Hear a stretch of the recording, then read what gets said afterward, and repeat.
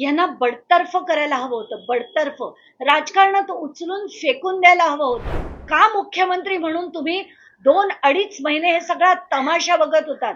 का तुम्ही त्याच्यावर भूमिका घेतली नाही? तुम्हाला संवेदना नाहीत? मला बाकीच्यांचं नाही माहिती, पण मी इतकी वेड्यासारखे लढेन आणि तुम्हाला जे उखाडायचंय ना तुम्ही उखाडा. आज आपल्या महाराष्ट्र सरकारने माननीय श्री मुख्यमंत्र्यांनी अजित पवारांनी एक मोठं कृत्य केलंय. मोठं म्हणजे त्यांनी आज धनंजय मुंडेंचा राजीनामा घेतलाय. किती उपकार झाले त्यांच्या महाराष्ट्रावर, किती मोठे उपकार. यांची हकलपट्टी करण्याची ताकद या सरकारमध्ये नाहीये. यांना बडतर्फ करायला हवं होतं. बडतर्फ राजकारणात उचलून फेकून द्यायला हवं होतं. सगळे जण आपण इतके चिडलेलो आहोत, सगळे रिपोर्टर्स चिडले, जनता चिडलीये. सगळ्यांना इतकं तीव्रपणे वाटत होतं की हे सगळे व्हिडिओ, सगळे फोटोज या सगळ्यांनी बघितले होते. 2 महिने झाले, त्या सगळ्यांना माहिती होतं. तरी पण कोणाची टाप झाली नाही त्या धनंजय मुंडेंकडनं राजीनामा मागायची. काल संध्याकाळी सगळ्या चॅनलनी हे दाखवल्यानंतर बैठक होते.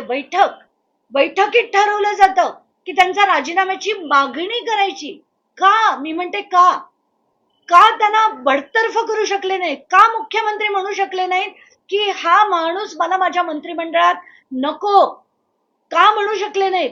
चार्जशीट मध्ये आलं होतं की वाल्मिक कराड हे सूत्रधार आहेत. त्यांनी गेले 10 वर्ष संघटित गुन्हेगारी केली. असे 11 गुन्हे त्यांच्यावर आहेत. हे सगळं माहिती असून, हे सगळे व्हिडिओ बघून, सगळं बघून अजून काही होत नाहीये. काय बोलायचं या लोकांना? म्हणजे यांना काही भावना, प्रेम, आपुलकी, संवेदना आहेत का? राजकारणात आल्यानंतर सगळं संपतं. सगळं की कोणी यावं, कुठल्याही सामान्य माणसाला चिरडावं आणि आमचं सरकार कोणाच्याही विरुद्ध कारवाई करणार नाही. का? कारण तो आमचा माणूस आहे आणि आमच्या माणसावर आम्ही ठरवू काय करायचं ते. त्या अजित पवार तर म्हणतात पुरावे द्या.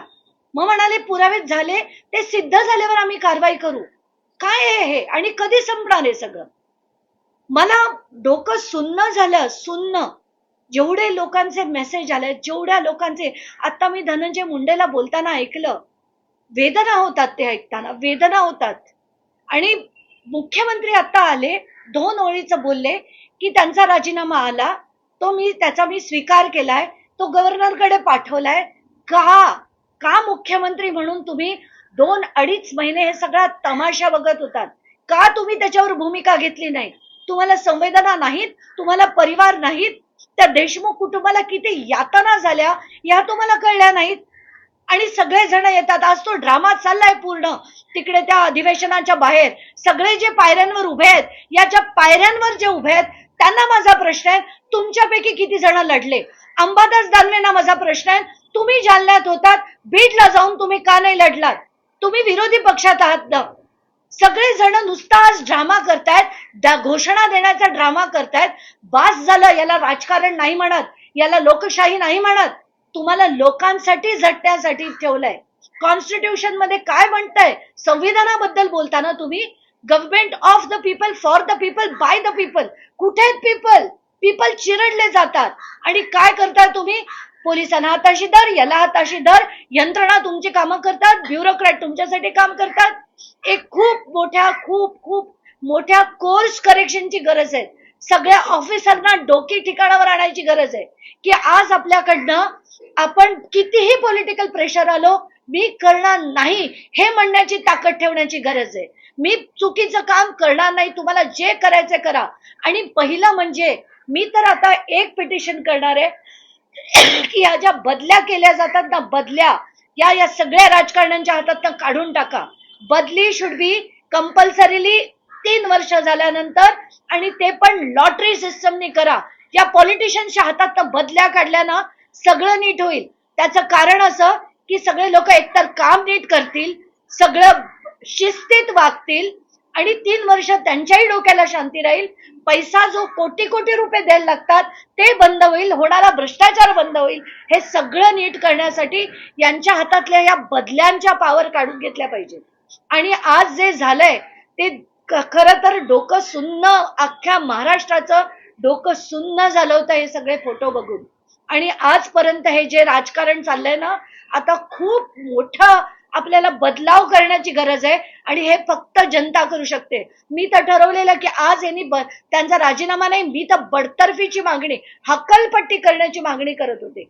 आणि ही जर बडतर्फी झाली नसती तर मी ठरवलं होतं की सगळ्यांना एक मोठं आवाहन करायचं की चला आणि ही संसद बंद पाडा, बंद करा या सगळ्यांचे, कारण ही आपण म्हटलेली आपल्या मनातली लोकशाही नाही. तर आता मला मुख्यमंत्र्यांचं बोलणं ऐकलं मी आणि त्यांना मंत्रिपदापासून मुक्त केलं असं ऐकलं. आता युद्धाची कारवाई झाली पाहिजे. आता जे मी पुढे म्हणतेय त्या सगळ्या गोष्टींची चौकशी मुख्यमंत्री तुम्ही करणार आहात आणि तुमच्या कायद्याने करणार आहात.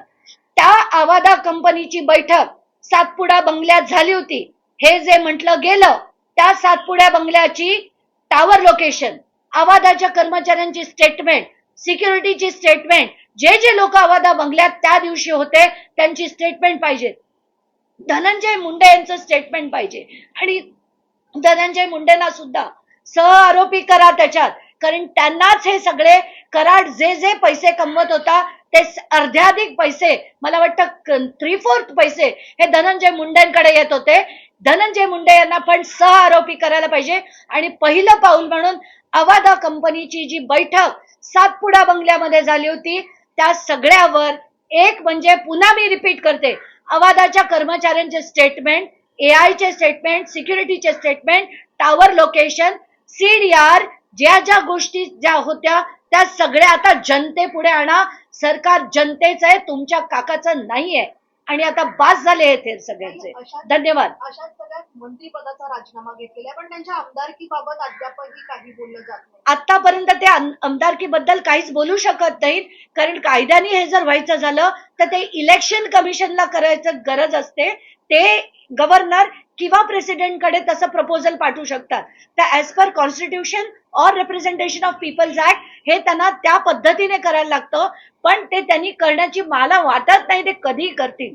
आणि खबरदार, जर परत संजय राठोड सारखं यांना तुम्ही या ना त्या मार्गाने परत आणण्याची जर हिम्मत केलीत तर मात्र जनता आणि मला बाकीच्यांचं नाही माहिती, पण मी इतकी वेड्यासारखे लढेन. आणि तुम्हाला जे उखाडायचंय ना तुम्ही उखाडा, मी लढल्याशिवाय राहणार नाही आणि या सगळ्यांना धडा शिकवल्याशिवाय राहणार नाही. संजय राठोड सारखी पुन्हा ही केस करू नका. तुम्हाला माझं ओपन वॉर्निंग आहे की असा मंत्री परत तिथे आला नाही पाहिजे. आणि ह्याचा जर परत लोकांनी निवडून दिला तर गोष्ट वेगळी आहे, पण लोक यांना निवडून देणं शक्यच नाही. तर ह्याच्या पुढे कुठल्याही त्या मार्गाने त्यांना जर परत आणलं गेलं तर मुख्यमंत्री आणि अजित पवार तुम्ही याद राखा, एवढा मला त्यांना आता डायरेक्शन म्हणजे जनतेकडनं, कारण या प्रत्येक जणांना मला रोजचे मेसेज येतात, ताई तुम्ही बोलताना आम्हाला असं वाटतं आम्ही बोलतोय. आणि एक्झॅक्टली तेच करणार आहे मी. कारण जिथे जिथे आता तुम्हाला मुद्दाम सांगते, जालन्यात जी घटना घडली 4-5 दिवसापूर्वी, एक केदार बोराडे नावाचा, कैलाश बोराडे नावाचा जो व्यक्ती आहे त्याला भर सगळेजण बघ्याची भूमिका घेत आहेत. तिथे एक माणूस त्याला कपडे काढून चटके देतानाचे फोटो आहेत. आता मी मिलिंद नार्वेकरांशी बोलले, ठाकरे गटाच्या पदाधिकाऱ्यांनी ते केलंय, त्याला त्या पदावरनं काढून टाका असं मी म्हणणार आहे.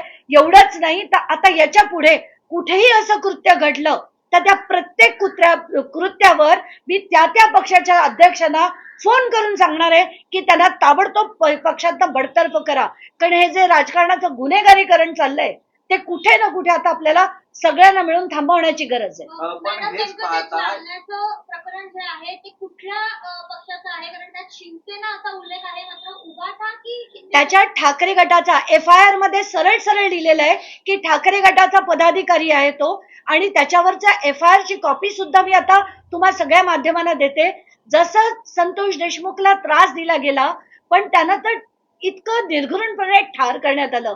या माणसाला चटके दिलेत आणि कसे दिलेत ते तुम्ही तो व्हिडिओ बघितला तर डोक्याला शहारे येतील, सुन्न होईल डोकं. तर हे जे सगळं चाललंय ना ते आता बास करा. आणि प्रत्येक पक्षाला माझी विनंती आहे की हे जे तुम्ही गुन्हेगार बघताय ना, भरताय, आपापल्या पक्षात भरताय, माझं फडणवीसांना खास सांगणं आहे की you are doing a major disservice to the country by putting all these people. हे तुम्ही एक मोठं डिससर्व्हिस करता आपल्या राष्ट्राबरोबर अशा लोकांना राजकारणात आणून. तर तातडीने याच्या पुढे तरी पोलिसांना तुम्ही निर्देश द्या की सगळे येणारे FIR हे तुम्ही रजिस्टर करा. जिथे जिथे प्रायमा फेसी एव्हिडन्स आहे तिथे तिथे FIR हा रजिस्टर झालाच पाहिजे. आणि जेवढे गुन्हेगार आहेत ना त्यांच्या, तर मी म्हणेन त्यांना ट्रॅक तुम्हाला मिळत नसेल, त्यांच्या स्किन खाली जसं आपण भागांमध्ये चिप टाकतो ना तशी चिप टाका. जो गुन्हेगार असेल ज्यांनी अटेम्प्ट टू मर्डर किंवा मर्डर सारखे गुन्हे ज्यांच्यावर आहेत त्यांच्या प्रत्येकामध्ये ती शोधण्याची चिप टाका. म्हणजे अशी मिळतील. कृष्णा आंधळे जो तुमचा गायब आहे ना तो 1 मिनिटात मिळाला असता त्याचं लोकेशन, जर तुम्ही अशी चिप टाकलीत तर थोडस जरा इनोव्हेटिव्ह डोकं ठेवा. तीच स्टँडर्ड भूमिका जी घेतात ना ती घेणं आता बंद करा. पण हे सर्व कृत्य पाहता कुठेतरी गृह खात्याचं किंवा मग गृह विभागाचं याच्याकडे दुर्लक्ष होत आहे. पोलिसांचा धाक कुठेतरी कमी झालाय का? मला नेहमी वाटतंय की पोलिसांचा धाक कमी नाहीच आहे. तुम्ही आज पोलिसांकडे जा, तुम्ही एक सांगा तुम्हाला FIR करायची आहे, होत नाही ती कधी, जोपर्यंत कोर्टाचे डायरेक्शन येत नाही. आताच्या एका केसमध्ये केस पोलीस स्टेशननी 21 फेब्रुवारीची ऑर्डर होती, ते तब्बल म्हणजे 27 तारखेपर्यंत मी जोपर्यंत डोकं नाही खाल्लं त्यांचं, त्या SPंचं, तोपर्यंत केसमध्ये अशीच संघटित गुन्हेगारी, ते पण मी व्हिडिओ तुम्हाला देते, 2023 मधली घटना आहे. त्याच्यावर कोर्टात गेले, कोर्टाने 21 फेब्रुवारी 2025 ला डायरेक्शन्स दिल्या. ती पूर्ण डिटेल्स PS कडे होते पण त्यांनी त्याच्यावर कारवाई केली नाही. अशाच भर चौकात, शिवाजी चौकात ह्याच कराडच्या 8-10 माणसांनी एका माणसाला अतिशय निर्दयीपणे मारलं, तरी सुद्धा केस पोलीस स्टेशन मध्ये जसं मी म्हटलं तशी त्याच्यावर काहीही झाली नाही कारवाई. म्हणूनच हे सगळं जे आहे त्याच्यावर कारवाई झाली पाहिजे. पण जोपर्यंत मुंडेंसारखी माणसं बसली आहेत, राजकारणात बसली आहेत, तोपर्यंत असे कराड सगळीकडे मोकाट आहेत आणि यांना आपल्याला धडा शिकवायचा आहे. पहिलं काम करा, त्याला जी VIP ट्रीटमेंट आहे ना बंद करा. त्याला जमिनीवर मातीत झोपवा, त्याच्या हाताला आणि पायाला हतकड्या घाला आणि त्याला एका क्रिमिनल सारखं वागवा. त्याला जी तुम्ही आता देताय ना ट्रीटमेंट ती बंद करा. हे सगळे लाड सोचले सगळं बंद करा. आपण हे प्रकार पाहिले ते बीड मध्ये मोठ्या प्रमाणात क्रूरता आहे आणि तिकडेचे प्रकार घडतात. बीड मध्येच नाही, ही सगळीकडे आहे. जालन्यात सुद्धा आलंय. आता आपण बघतोय पुण्याला कोयता गँग आहे, नाशिकमध्ये प्रकरण घडतंय, सगळीकडे घडतंय. कारण राजकारणाचं गुन्हेगारीकरण झालंय. कारण प्रत्येक राजकारणाचे असेच लोक असतात जे सगळ्या यंत्रणेवर कंट्रोल ठेवतात, जे सगळ्या पोलिसांवर कंट्रोल ठेवतात. कलेक्टर, तहसीलदार सगळे त्यांच्या दिमतीला असतात. जोपर्यंत प्रत्येक कलेक्टर आणि तहसीलदार स्वतः थोडी ताकद ठेवून मी करणार नाही हे म्हणायला शिकत नाही. जसं आत्ता परवाच्या दिवशी त्या रावसाहेब दानवेच्या पोराला तो जो अधिकारी म्हणाला तुला जे करायचंय ते कर, मी नाही करणार. अशी जोपर्यंत ताकद, तुला बदली करायची ना कर माझी बदली, असं म्हणण्याची ताकद जोपर्यंत ठेवत नाहीत ना तोपर्यंत हे चित्र नाही बदलणार. आणि आता वेकअप कॉल आहे हा सगळ्या महाराष्ट्रासाठी. सगळ्यांना उठून बसण्याची गरज आहे की आता तरी हे सगळं चित्र बदलण्याची गरज आहे. धन्यवाद. आता एक माहिती अशी आलेली आहे की कुठलाही पुरावा असं त्या चार्जशीटमध्ये उल्लेख केलेला नाही नरेंद्र मोदींच्या विरोधात. नाही, म्हणूनच तर म्हणतेय मी की आत्ताचं चार्जशीट अतिशय सौम्य आहे. म्हणून मला त्याची पूर्ण कॉपी पाहिजे. मला प्रत्येकाचे स्टेटमेंट वाचायचे. आत्ताच्या घटकेला वाल्मिक कराड काय म्हणताना दाखवलंय आणि हे तुम्ही सगळ्यांनी दाखवा. वाल्मिक कराडनी असं म्हटलंय की ह्याच्या पुढे याला आपल्या आड जो येईल, आपल्या आड जर लोक आले तर आपल्याला लोक खंडणी देणं बंद करतील आणि जो आपल्या आड येईल त्याला आडवा करा. तू सुदर्शन गुळेला ते म्हणतात तू विष्णू चाटेशी बोलून घे. आता ह्याच्यात उद्या उठून वाल्मिक कराड म्हणेल मी त्याला ठार मारा, असं कुठे म्हटलंय मी? तो त्याच्यातला तो पण निष्ठून जाईल पुन्हा, किंवा त्याला शिक्षा होईल पण ती फार कमी होईल. पण सगळे डायरेक्शन्स देणारे, बघणारे, करणारे हे आहेत, हे आत्ताच्या घटकेला चार्जशीट मध्ये नाहीये.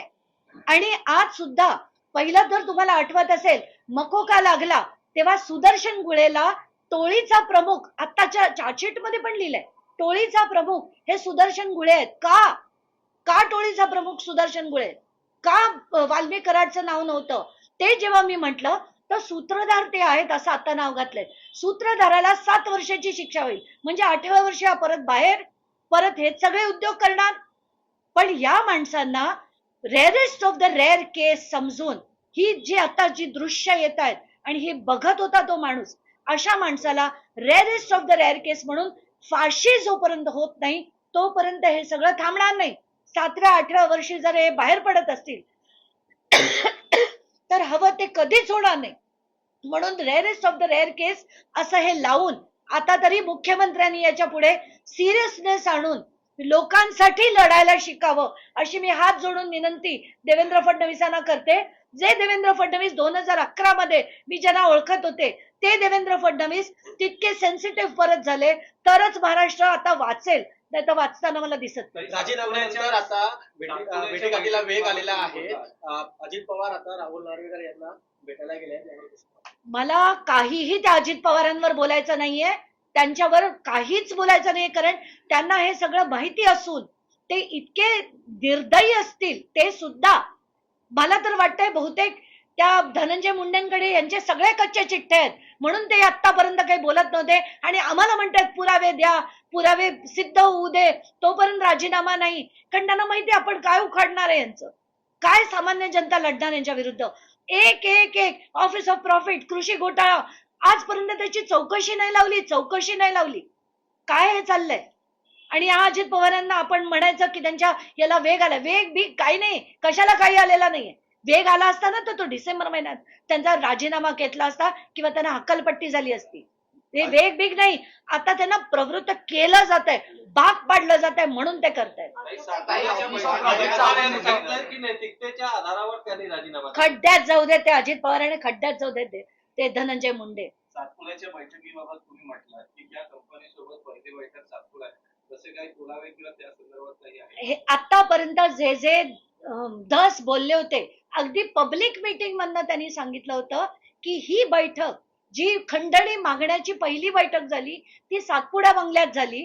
त्याच्यात 3 कोटीची मागणी झाली होती, 2 कोटीचा व्यवहार ठरला होता, 50 लाख दिले गेले असं सुरेश धस म्हणाले होते, जे आता सत्ताधारी पक्षात आहे. जर खोटं असेल तर ते सुरेश धसांनी सांगावं, कारण ते तर एकदम आता पलटलेले थोडे दिसत आहेत, कारण 2-2 वेळा ते धनंजय मुंडेंबरोबर बैठक करतायत.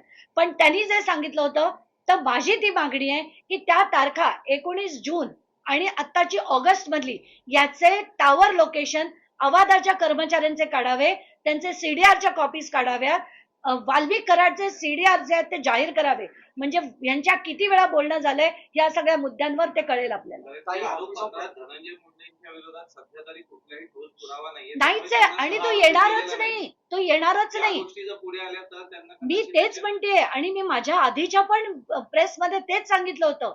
मागण्या काय होत्या की ज्या 9 तारखेला जे 2 मोबाईल मिळाले होते त्याचे फॉरेन्सिक साठी पाठवले असं आम्हाला सांगण्यात आलं. किती वेळ लागतो फॉरेन्सिक मधनं यायला, आणि फॉरेन्सिक मधनं न येईपर्यंत तुम्ही सीडीआर का जाहीर करत नाही. दुसरी मागणी माझी अशी होती की ज्या सातपुडा बंगल्यात बैठक झाली त्या अवादांच्या लोकांचे स्टेटमेंट झाले का. आत्ताच्या घटकेला माझ्या हातात जे माझ्याकडे जे 53 प्लस काही 7-8 पानं आहेत त्याच्यात कुठेही अवादाच्या कुठल्याही व्यक्तीचं स्टेटमेंट या बाबतीतलं नाही. तर हे या बाबतीतलं स्टेटमेंट कधी घेतलं जाणार आहे अशी थेट मागणी मी, धनंजय देशमुख, आम्ही सगळे मिळून करणार आहे. ज्या लोकांना वाटतंय त्यांनी आत्ताच्या घटकेला सांगायला हवं की अवादाची बैठक सातपुड्याची झाली ती कशी झाली, कधी झाली, काय बोलणं झालं, त्याचं स्टेटमेंट अवादाच्या कर्मचाऱ्यांकडनं घ्यावं, त्यांचे टावर लोकेशन काढावे. सगळ्यात महत्वाचं त्यांचं टावर लोकेशन राहील आणि ते ताबडतोब आलं पाहिजे. या प्रकरणामध्ये जेवढे आरोपी होत आहेत त्या सर्वांना फाशीची शिक्षा दिली जाण्याची मागणी. रेअरेस्ट ऑफ द रेअर केस म्हणून, कारण जो सूत्रधार असतो त्याला तितकी होत नाही, पण हे इतकं कृत्य इतकं निर्दयी होतं तर त्यानं झालीच पाहिजे अशी माझी ठाम मागणी आहे. आणि ते शेवटपर्यंत मी सुप्रीम कोर्ट पर्यंत लढेल, पण ती झालीच पाहिजे. कारण हे जर आता आपण चित्र बदललं नाही तर आपली पुढची पिढी जगू शकणार नाहीये, हे लोकांना कळलं पाहिजे. ताई, या राजीनाम्यानंतर कुठेतरी सरकारवरती म्हणजे जो दबाव आला आणि त्यानंतर त्यांनी राजीनामा दिले, पुढच्या येत्या काळामध्ये काही महिन्यात पुन्हा एकदा धनंजय मुंडे राजकारणामध्ये मी म्हणूनच म्हंटल की जर परत त्यांचं संजय राठोड सारखं त्यांना परत आणलं तर चालणार नाही. हे कम वॉट मे आता राजकारणाच्या बाहेर पाहिजे हा माणूस. नकोय हा माणूस आता राजकारण. त्याचबरोबर वाल्मिक कराड यांच्यावर 109 हत्या असल्याचं देखील बोललं जातं. या सगळ्याचा देखील तपास झाला पाहिजे असं माझी स्पष्ट मागणी आहे की वाल्मिक कराडवर जेवढे म्हणजे आधी सांगितलं गेलं, पोलिसांकडनं मी यादी मागितली, मला 14 FIR ची दिली. ते 14 FIR नाही आहेत, 17 पेक्षा जास्त FIR आहेत. आणि हे पण कुठले आहेत की जे FIR घेतले गेले, न घेतले गेलेले FIR तर प्रचंड आहेत, प्रचंड. तर प्रत्येक केस जी येईल वाल्मिक कराड विरुद्ध आणि जी येईल धनंजय मुंडेंविरुद्ध, ती प्रत्येक FIR रजिस्टर करावी. आता ह्या ज्या 14 बंद झालेल्या FIR आहेत त्या परत सगळ्या रिओपन कराव्या. असा फोन मी आता देवेंद्र फडणवीसांना करणार आहे की या सगळ्या रिओपन झाल्या पाहिजेत, सगळ्या रिइन्क्वायर झाल्या पाहिजेत आणि जिथे जिथे अनकॉन्टेस्टेड डिस्पोज हे जे आहे त्या सगळ्या केसेस रिओपन करा.